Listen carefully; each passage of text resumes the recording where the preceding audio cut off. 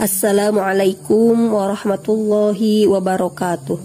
Alhamdulillahi rabbil alamin. Wabihi nasta'inu ala umurid dunya waddin. Wassalatu wassalamu ala ashrafil anbiya'i wal mursalin Sayyidina Muhammadin wa ala alihi wa sahbihi ajma'in. Amma ba'du. Rabbi shrahli sadri wa yassirli amri wahlul 'uqdatam min lisani yafqahu qawli. Ya Fattahu ya Alim, ya Fattahu ya Alim, ya Fattahu ya Alim. Bismillahirrahmanirrahim. Qala al-mu'allifu hafizahullah wa nafa'ana bi ulumihi fi daraini amin ya Allah ya rabbal alamin. Khamisan hukmu taqattu'i damin nifasi. Bagian kelima, hukum darah nifas yang terputus-putus. Ini kalau di kitabnya halaman 43. Idza kana damun nifasi mutaqatti'an fataratan daman wa taratan naqaan fananduru in takhallala baina damaini 15 yawman wa huwa aqallu tuhri fadamus sani haidun.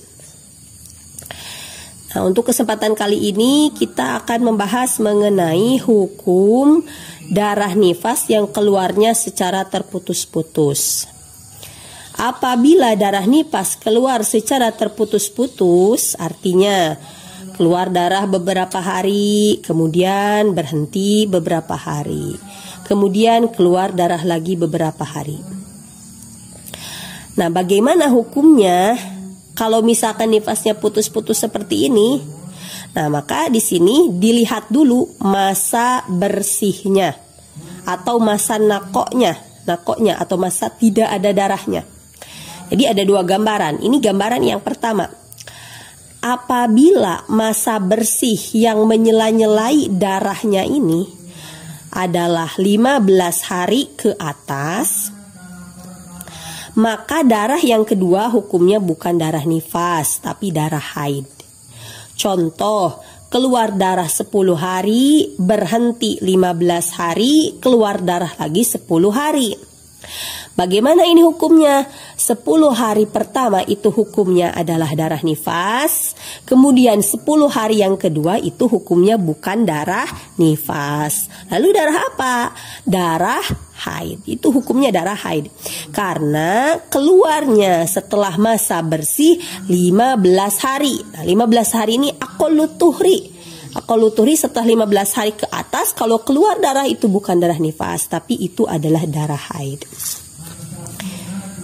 Kemudian sekarang gambaran yang kedua. Tadi kalau masa bersihnya 15 hari ke atas. Nah, yang kedua, wa illam tablug muddatun naqai baina damaini aqalla tuhri wa huwa 15 yawman fa awqatu dami nifasun bil ittifaqi wa fin naqail mutakhallili qaulani asahhuhuma annahu nifasun wa dzalika mithlu ma taqaddama fin naqail mutakhallili baina dima'il haidi. Nah, sekarang yang kedua, sebaliknya dari yang tadi. Bagaimana kalau masa nakoknya atau masa berhenti darahnya ini, masa berhenti yang diapit oleh hari keluar darah ini kurang dari aqallu tuhri alias kurang dari 15 hari. Misal 14 hari, 10 hari, 2 hari, 1 hari. Nah, maka darah yang keluar setelah nakok tersebut itu hukumnya adalah darah nifas secara ittifaq. Artinya secara ittifaq itu berarti tidak ada ikhtilaf, tidak ada ulama yang berbeda pendapat. Contoh, keluar darah 10 hari, berhenti 10 hari, keluar darah lagi 10 hari. Nah, 10 hari pertama, keluar darah yang pertama 10 hari itu hukumnya adalah darah nifas.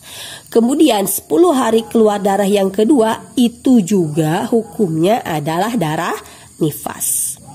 Nah, sekarang lalu bagaimana dengan 10 hari bersihnya atau nakoknya? Itu masa nifas juga ataukah itu masa suci? Wa fin naqail mutakhallili qaulani. Nah, di sini masalah masa nakoknya atau masa bersihnya ini itu ada dua pendapat. Jadi ini sama seperti di dalam masalah masa bersih yang diapit oleh hari haid. Itu kan ikhtilaf, pada dua pendapat. Nah, masih ingat tidak? Ada kaul sahbi dan ada kaul lakti. Jadi sahbi itu bukan nama ulamanya ya, tapi itu penamaan kaul tersebut disebut dengan kaul sahbi karena menggabungkan hari tidak keluar darah dengan hari keluar darah hukumnya. Kalau dalam nifas kaul sahbi, hari tidak keluar darahnya dihukumi masa nifas juga. Jadi kalau dari contoh yang tadi, keluar darah 10 hari, berhenti 10 hari, keluar darah lagi 10 hari, itu menurut qaul sahbi nifasnya 30 hari. Karena 10 hari yang saat tidak keluar darah tersebut dihukumi masa nifas juga. Kemudian yang kedua adalah qaul lakti. Nah, ini disebut dengan qaul lakti karena memisahkan hukum masa bersihnya. Masa bersihnya dihukumi suci, tidak ikut dihukumi sebagai masa nifas juga. Jadi kalau dari contoh tadi, berapa masa nifasnya? Nah, keluar darah 10 hari, berhenti 10 hari, keluar darah lagi 10 hari. Nah, menurut qaul lakti masa nifasnya 20 hari. Karena 10 hari saat tidak keluar darah dihukumi suci. Lalu pertanyaannya, lalu yang mu'tamad, yang lebih kuat pendapatnya itu yang mana? Yang lebih asoh yang asoh itu pendapatnya yang mana? Yang qaul sahbi, yang masa bersihnya dihukumi nifas juga. Nah, kalau kita ikut qaul sahbi, misalnya ini terjadi di bulan Ramadan. Misalkan nifas di bulan Ramadan, 10 hari keluar darah, 10 hari berhenti. Saat berhenti itu puasa. Sholat, puasa, ternyata keluar darah lagi 10 hari. Berarti kan nifasnya 30 hari. Maka puasa dan sholat yang dilaksanakan pada masa bersih ini, karena masa bersihnya dihukumi masa nifas juga, karena ini ikut qaul sahbi, maka puasa dan sholatnya tidak sah. Sehingga nanti kodok puasanya bukan 20 hari, tapi 30 hari. Karena walaupun dia sudah puasa selama 10 hari saat dia bersih, karena ternyata itu adalah masa nifas juga, maka kan puasanya tidak sah, sehingga tetap wajib untuk diqadha. Nah, mungkin ibu-ibu banyak yang bertanya, boleh gak ikut qaul lakti? Ya boleh-boleh saja, boleh. Resikonya nih, kalau ikut qaul lakti, tiap bersih harus langsung mandi wajib, jangan ditunggu. Kalau ikut qaul sahbi kan ada pendapat yang membolehkan mandinya itu, istilahnya kalau memang punya adat yang putus-putus keluar darahnya, itu boleh gak langsung mandi ketika berhenti, karena dia punya kebiasaan setelah berhenti darah keluar lagi. Nah, itu pendapatnya Imam Rafi'i. Kalau ikut qaul lakti itu gak boleh. Pokoknya kan hukum berhenti darahnya suci, berarti setiap berhenti wajib sholat. Makanya kalau mau ikut qaul lakti itu harus full ya ikutnya, gak boleh mandi wajibnya males-malesan, ditunda-tunda, tapi ketika udah puasa pingin dihukumi sah. Itulah yang dapat saya sampaikan untuk kesempatan kali ini. Semoga ada manfaatnya dan mudah untuk difahami.